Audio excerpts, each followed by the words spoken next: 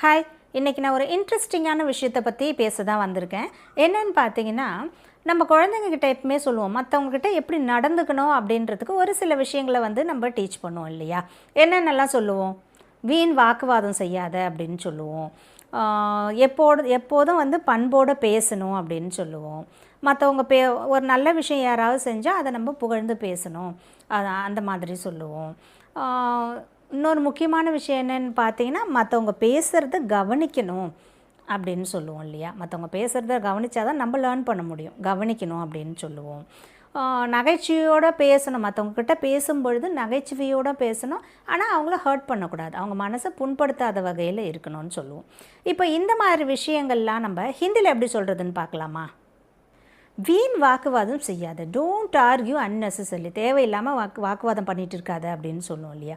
பேகார் மே பஹஸ் மத் கரு, பேகார் மே பஹஸ் மத் கரு, இந்த மாதிரி சொல்லலாம். Never hesitate to praise and compliment others, மற்றவங்களுடைய பேச்சை மற்றவங்கள நல்ல விஷயங்களை நம்ம புகழறில் தயக்கம் காட்டக்கூடாது. இதுக்கு நம்ம எப்படி சொல்லலான்னு பார்த்தீங்கன்னா, दूसरों की तारीफ और प्रशंसा करने में कभी हिचकिचाइए मत, दूसरों की प्रशंसा और तारीफ़, இல்லைன்னா तारीफ़ और प्रशंसा, எதை வேணாலும் நீங்கள் யூஸ் பண்ணிக்கலாம். दूसरों की तारीफ़ और प्रशंसा करने में कभी हिचकिचाइए मत, always talk politely, எப்பயும் பண்போடு பேசு அப்படின்னு சொல்லுவோம்.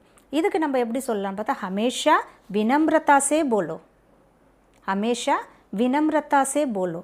இந்த போலோ அப்படின்றத போலியே அப்படின்னு சொல்லலாம். சொல்லுங்கள், எப்பயுமே பண்புடன் பேசுங்கள் அப்படின்னு சொல்கிறதுக்கு ஹமேஷா வினம்ரதா சே போலியே, இந்த மாதிரி சொல்லலாம். Be humorous without hurting others emotions, அதாவது நீ நகைச்சுவாக பேசு, ஆனால் மற்றவங்களுடைய மனசை புண்படுத்தாமல் பேசு, புண்படுத்தாத அப்படின்னு சொல்லுவாங்க. இதை எப்படி நம்ம சொல்லலான்னு பார்த்தீங்கன்னா, மਜ਼ਾक करो पर किसी की भावनाओं को ठेस मत पहुंचाओ, मजाक करो पर किसी की भावनाओं को ठेस मत पहुंचाओ, இந்த மாதிரி பேசலாம். லிசன் டு அதர்ஸ் கேர்ஃபுல்லி, அதாவது மற்றவங்க பேசுகிறத கவனிக்கணும். இது ரொம்ப முக்கியமான விஷயம் இல்லையா? மற்றவங்க பேசுகிறத கவனித்தா தான் குழந்தைங்க லேர்ன் பண்ண முடியும். குழந்தைங்க இல்லை, எல்லாருமே மற்றவங்க பேசுகிறத கவனிக்கணும். அது ஒரு ரொம்ப முக்கியமான விஷயம். அது யாருமே ஆனால் நம்ம செய்கிறது கிடையாது. நம்ம பேசுகிறத மற்றவங்க கவனிக்கணும்னு நினைக்கிறோம், ஆனால் மற்றவங்க பேசுகிறத நம்ம கவனிக்கிறது கிடையாது இல்லையா? இப்போ இதே நம்ம எப்படி சொல்லலான்னு பார்த்தீங்கன்னா, दूसरों की बात ध्यान से सुनो, दूसरों की बात ध्यान से सुनो.